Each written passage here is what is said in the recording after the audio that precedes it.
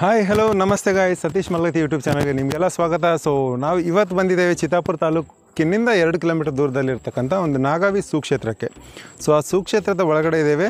So ಮೊದಲಿಗೆ ನಾವು ನಾಗಾವಿ ಯಲ್ಲಮ್ಮ ದೇವಸ್ಥಾನ ನೋಡಿದ್ವಿ. ತದನಂತರದಲ್ಲಿ ಈ ಒಂದು 60 ಕಂಬಗಳ ದೇವಸ್ಥಾನ ನೋಡಿದ್ವಿ. ಹಾಗೆಯೇ ಇಲ್ಲಿ ಮುಂದೆ ಒಂದು ಬಾವಿ ಕೂಡ ಇದೆ. ಆ ಬಾವಿ ಕಡೆ ಬಂದಮೇಲೆ ಇಲ್ಲಿ ಅಜ್ಞಾತವಾಗಿರ್ತಕ್ಕಂಥ ಒಂದು ದೇವಸ್ಥಾನ ಇದೆ. ಆಲ್ಮೋಸ್ಟ್ ಜಾಸ್ತಿ ಜನ ಈ ಕಡೆ ಯಾರೂ ಬರಲ್ಲ. ಸೊ ನಾನು ಕೂಡ ಹಲವಾರು ಸಲ ಈ ಒಂದು ದೇವಸ್ಥಾನಕ್ಕೆ ಬಂದರೂ ಕೂಡ ಈ ಜಾಗಕ್ಕೆ ಬಂದಿರಲಿಲ್ಲ. ಇವಾಗ ಈ ಒಂದು ಆರ್ಕಿಯಾಲಜಿಕಲ್ ಡಿಪಾರ್ಟ್ಮೆಂಟ್ ಅವರು ಮತ್ತು ಇದನ್ನೆಲ್ಲ ಸ್ವಚ್ಛ ಮಾಡಿದಾಗ ಈ ಒಂದು ದೇವಸ್ಥಾನ ಇಲ್ಲಿರೋದು ನನಗೆ ಗೊತ್ತಾಯಿತು. ಸೊ ಹಾಗಾಗಿ ಬನ್ನಿ ಈ ಒಂದು ಜಾಗ ಕೂಡ ನಾವೀಗ ಎಕ್ಸ್ಪ್ಲೋರ್ ಮಾಡೋಣ.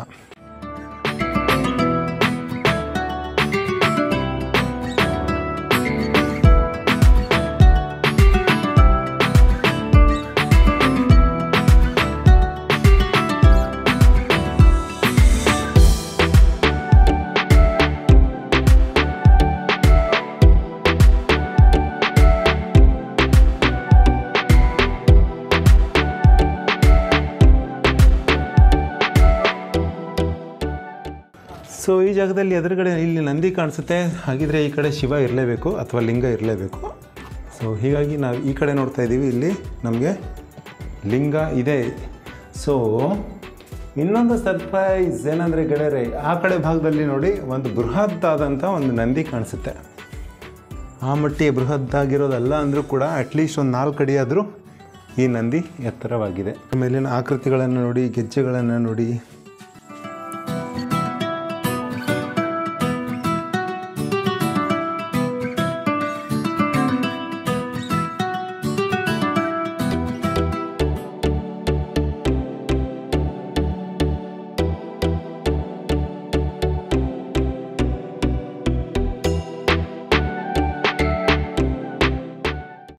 ಹಾಗೆಯೇ ಈ ದೇವಸ್ಥಾನದ ಆವರಣದಲ್ಲಿ ಇಲ್ಲಿ ನಮಗೆ ಒಂದು ಶಾಸನ ಕೂಡ ಕಾಣಿಸುತ್ತೆ. ಗೊತ್ತಿಲ್ಲ ಇದರ ಮೇಲೆ ಬೆಳಕು ಚೆಲ್ಲಿದಾರೋ ಇಲ್ಲ ಅಂತ, ಆದರೂ ನೋಡ್ಬೋದು. ಇಲ್ಲಿ ಲಿಂಗ ಕಾಣಿಸುತ್ತೆ, ಈ ಕಡೆ ನಂದಿ ಕಾಣಿಸುತ್ತೆ, ಈ ಕಡೆ ಎಲ್ಲ ಬರೆದಿರೋದು ಕಾಣಿಸುತ್ತೆ ನಮಗೆ ಇಲ್ಲಿ. ಮತ್ತು ಈ ಕಡೆ ಕೂಡ ಬರೆದಿರೋದು ಇದೆ.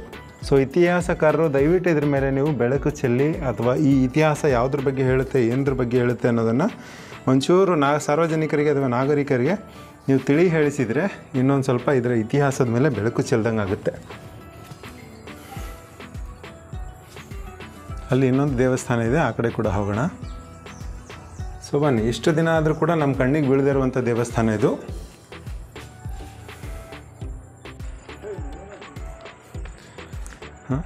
ಇದು ಕೂಡ ಯಾವುದೋ ಗುಡಿ ಇತ್ತು. ಸೊ ಇವಾಗ ಅದನ್ನು ಮನೆ ಮಾಡ್ಕೊಂಡಿದ್ದಾರೆ.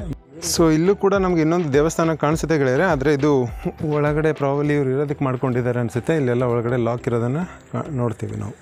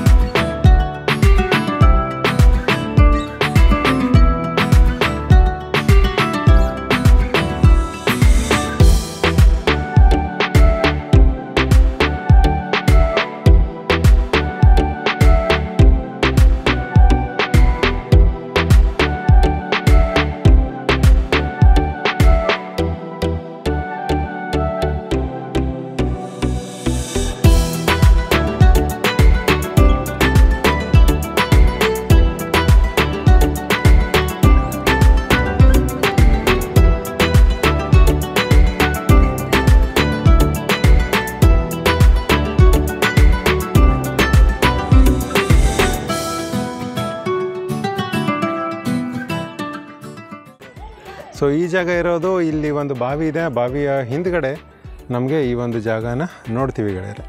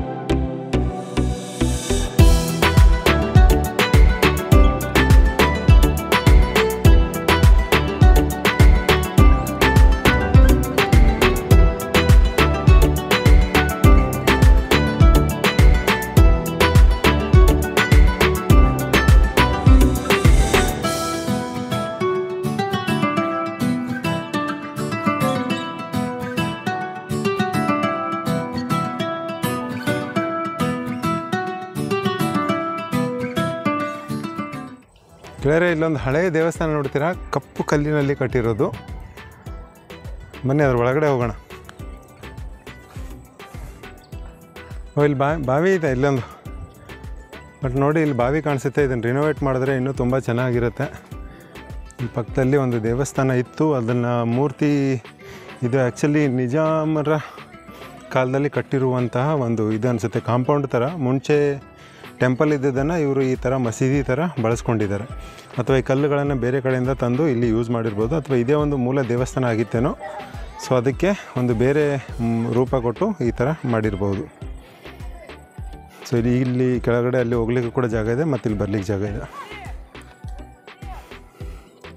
ಇಲ್ಲೆಲ್ಲ ಇಲ್ಲಿ ಒಂದು ಲೇಯರ್ ಕಾಂಪೌಂಡನ್ನು ನೋಡ್ತೀರಿ, ಹಾಗೆ ಇದ್ರ ಹಿಂದ್ಗಡೆ ಅಲ್ಲೊಂದು ಲೇಯರ್ ಕಾಂಪೌಂಡನ್ನು ನೋಡ್ತೀರಿ. ಇದೆಲ್ಲ ಒಂದು ನಾಗಾವಿ ಪಟ್ಟಣ ಆಗಿತ್ತು ಮುಂಚೆ.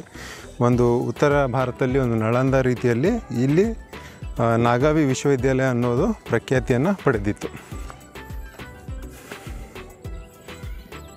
ಸೊ ಇಲ್ಲಿ ಬಾವಿಯನ್ನು ನೋಡಿ ಹೇಗಿದೆ.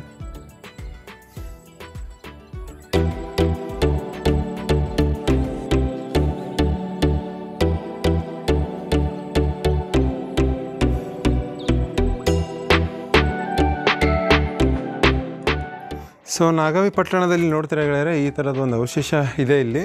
ಜಾಸ್ತಿ ಜನಕ್ಕೆ ಗೊತ್ತಿಲ್ಲ, ಜಾಸ್ತಿ ಜನ ಈ ಕಡೆ ಬರೋದಿಲ್ಲ. ಇದನ್ನು ನೋಡ್ಬೋದು ಎಷ್ಟು ಸಾಫ್ಟಾಗಿದೆ ಅಂತ. ಸೊ ಗೊತ್ತಿಲ್ಲ ಪ್ರಾಬಲಿ ಯಾವ ಕಾಲದಲ್ಲಿ ಕಟ್ಟಿದ್ರು ಅಂತ. ಇದನ್ನು ಪ್ರಾಬಲಿ ಒಂದು ಮಸೀದಿಯ ಆಕಾರ ಇಲ್ಲಿ ನೋಡ್ತೀವಿ. ಸೊ ನಮಾಜ್ ಮಾಡೋದಕ್ಕೆ ಅದಕ್ಕೆ ಬಳಸ್ತಿದ್ರು ಅಂತ ಅನಿಸುತ್ತೆ. ಸೊ ಇದೆಲ್ಲ ಆಗಿದ್ದು ಬಹಮನಿ ಸುಲ್ತಾನರ ಕಾಲದಲ್ಲಿ ಮತ್ತು ನಿಜಾಮರ ಕಾಲದಲ್ಲಿ ಈ ಒಂದು ರೂಪಾಂತರಗೊಂಡವು ದೇವಸ್ಥಾನಗಳೆಲ್ಲ ಮಸೀದಿ ಆದವು ಅಂತ ಹೇಳಬಹುದು. ಇಲ್ಲಿ ಎಲ್ಲ ನೋಡ್ತೀರಿ, ಹೊರಗಡೆ ಕೂಡ ನಾವು ದ್ವಾರದಲ್ಲಿ ನೋಡಿದ್ವಿ, ಅವ್ರದ್ದು ಆಕಾರನೇ ಕಾಣಿಸುತ್ತೆ. ಸೊ ಇಲ್ಲಿ ಇಷ್ಟೊಂದು ಸಾಫ್ಟಾಗಿರೋದ್ರಿಂದ ಇದು ಪ್ರಾಬಲಿ ಚಾಲುಕ್ಯರ ಕಾಲದ ಕೆಲವೊಂದು ಕಲ್ಲುಗಳನ್ನು ನಾವಿಲ್ಲಿ ನೋಡ್ತೇವೆ. ಸೊ ಎಷ್ಟು ಸಾಫ್ಟ್ ಇದೆ ಅಂದರೆ ಖಂಡಿತ ನೀವು ಊಹಿಸೋಕ್ಕೂ ಕೂಡ ಸಾಧ್ಯ ಇಲ್ಲ.